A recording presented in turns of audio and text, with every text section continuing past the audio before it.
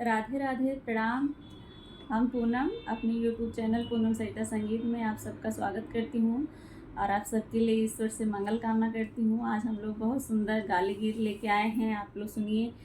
जैसा भी लगे कमेंट बॉक्स में ज़रूर बताइएगा। आशा करती हूँ आप सभी को ज़रूर पसंद आएगा और ज़्यादा से ज़्यादा आप लोग वीडियो को शेयर करिएगा और अगर हमारे चैनल पर नए हैं तो चैनल को सब्सक्राइब ज़रूर करिएगा। अपना आशीर्वाद दीजिएगा। इस गाने में जिसका भी नाम लिया गया है, ये एक गाली गीत है, एंजॉय करने के लिए है। शादी विवाह में गाया जाता है। आप लोग सुनिए और एंजॉय करिए। ये किसी के लिए नहीं कहा गया है, किसी जाति विशेष के लिए नहीं है। आप लोग गाएंगे तो आप लोग किसी का भी नाम ले सकते हैं, तो किसी को ठेस पहुँचाने के लिए नहीं है। आप लोग बस सुनिए और एंजॉय करिए।